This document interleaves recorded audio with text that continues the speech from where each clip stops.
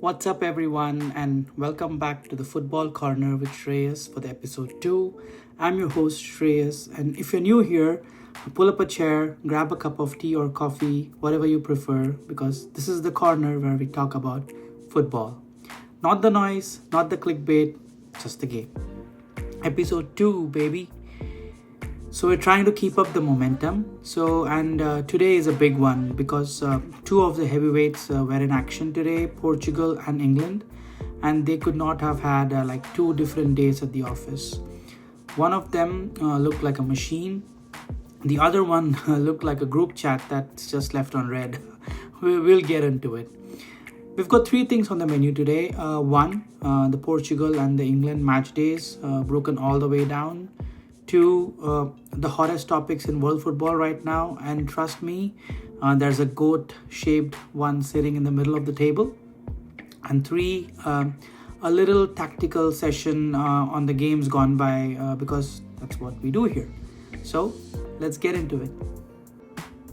Okay, Portugal first because Portugal demands to go first.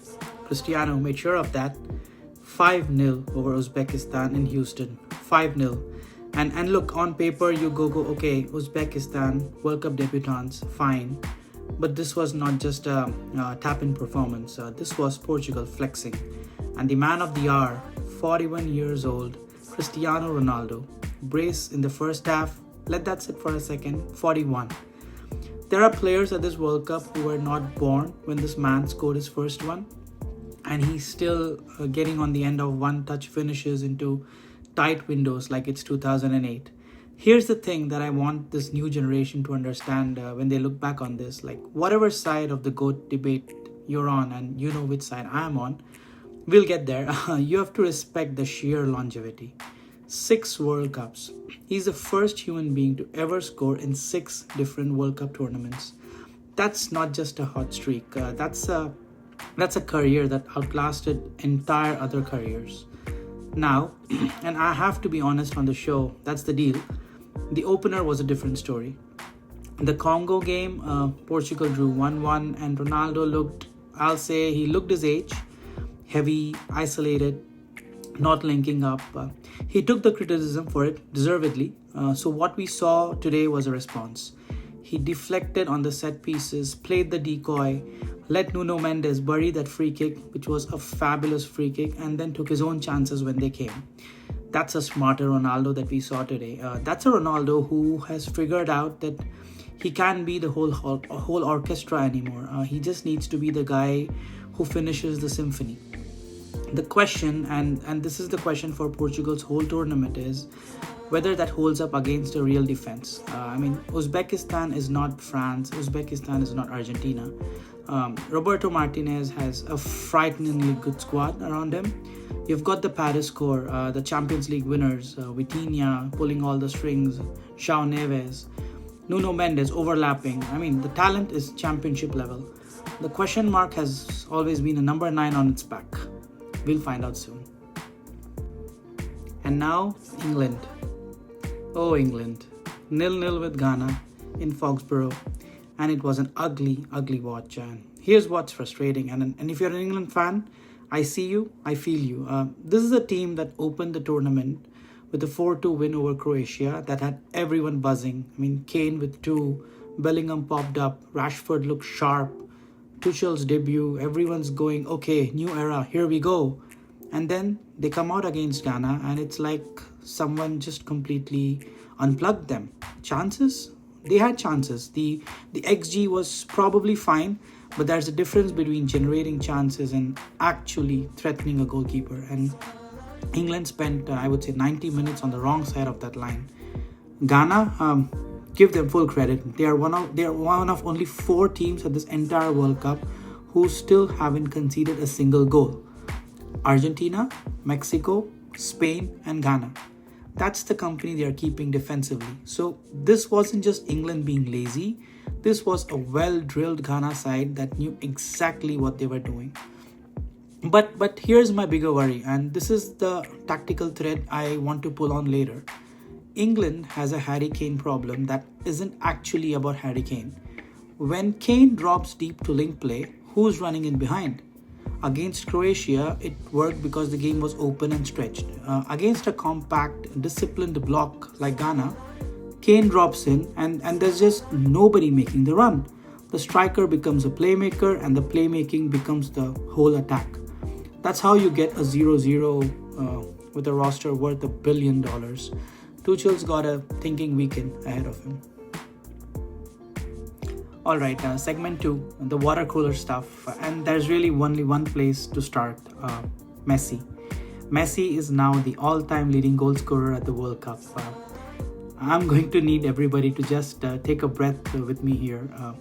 The all-time leading World Cup goal scorer in history is Lionel Andres Messi.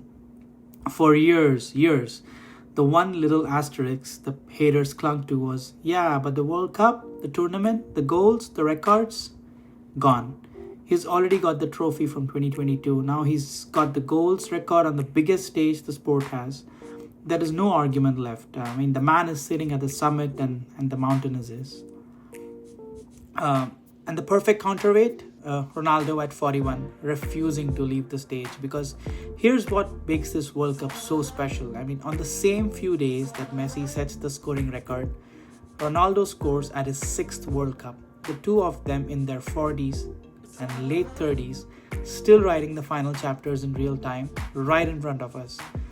We are watching the last act of the greatest rivalry the sport has ever produced, and it's happening at a World Cup in North America. I mean, whatever happens, soak it in. We're not getting this ever again. And lastly, I wanted to highlight is this seems to be like the new manager World Cup, isn't it? There's a quiet story this tournament, the bench and the bosses. Tuchel's England, Martinez's Portugal, and the tactical chess that's happening on the touchlines, including the addition of the new hydration break. I mean, I want your thoughts on that.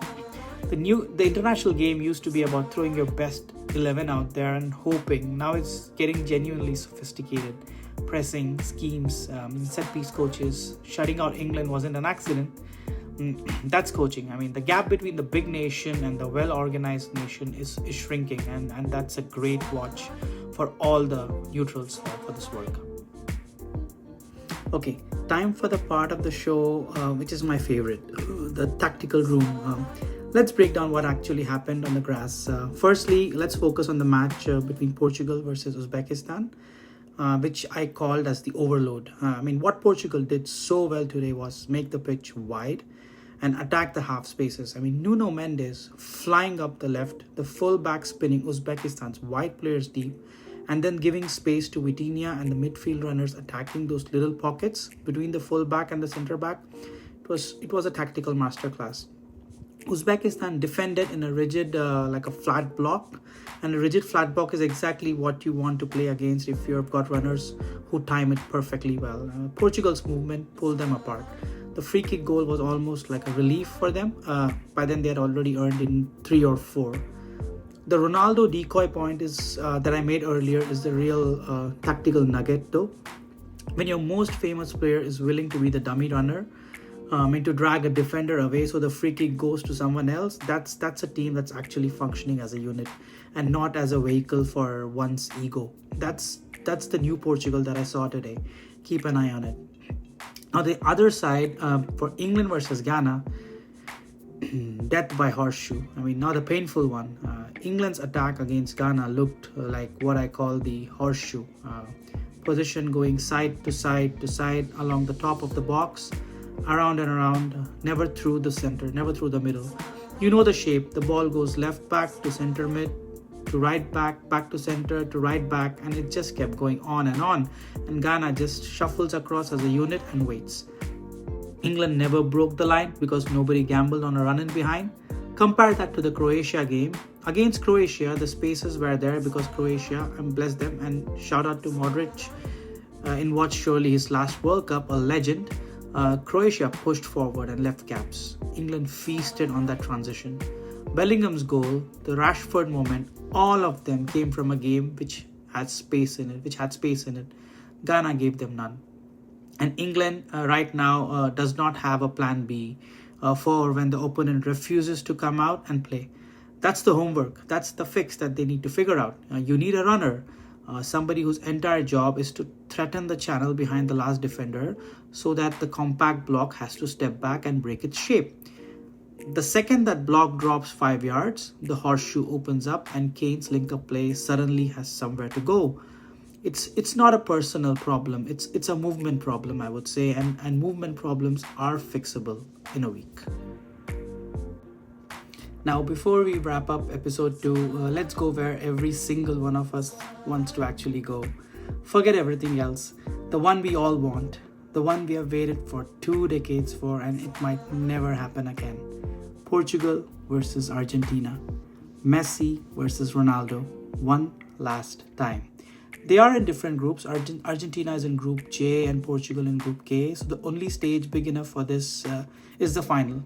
And if the bracket breaks right, it could happen. So let me paint it for you.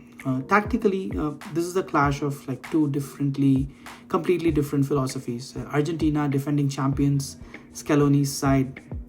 They are a team in the truest sense. They've already qualified for the knockouts. They're topping their group. They haven't conceded a single goal yet, and the engine room of McAllister, De Paul, and Enzo Fernandez just suffocates you in the midfield. They don't need to be spectacular. They control the tempo. They win the second balls, and then they put it on Messi's left foot, and the magic happens. And they've got Emiliano Martinez on goal, the man who lives for a penalty shootout. Keep that in your back pocket. Portugal, by contrast, is a collection of incredible individuals who are still figuring it out, I would say, as a team. The talent is arguably even higher top to bottom, but their path to winning a game like this runs entirely through moments. A Vitinha thunderbolt, a Nuno Mendes overlap, Ronaldo gambling on 1/2 yard of space in the box like he has been doing that for 20 years. So here's the chess match. Argentina will want to strangle the game, dominate the ball, and make Portugal chase. Portugal's aging backline, and I said it earlier, does not want to be turned around and made to run. And Messi dropping into those pockets between the lines is exactly the thing that pulls the defense apart and creates the run in behind. This is a nightmare matchup for Portugal. Portugal's hope, make it a track meet. Open it up, trade punches, and pray that on the night their guy delivers one more iconic moment than the other guy. And my pick, come on, you know me, you know the jersey I wear. I'm taking Argentina, and not just with my heart. I feel they are the more complete side. They are the more settled side, and they have the best player in the history of the sport, playing the best football of any veteran at this tournament. Messi has already rewritten the record books this month.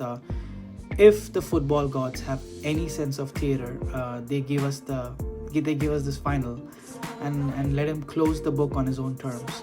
But Ronaldo at 41 on the biggest stage with a point to prove, I would not bet my house on anything. That's why we'd all watch. And that's a wrap for episode 2. If you've made this far, you're my people. Do me a favor, drop it in the comments. If we get Argentina versus Portugal in the final, Messi versus Ronaldo one last time, who lifts the trophy? I would love to read your comment, even the unhinged ones, especially the unhinged ones. And I already know I'm going to get cooked for picking Argentina. So if you like this, hit subscribe so the algorithm stops hiding us. And I'll see you all in the next episode. This has been the Football Corner with Shreyas. See you guys.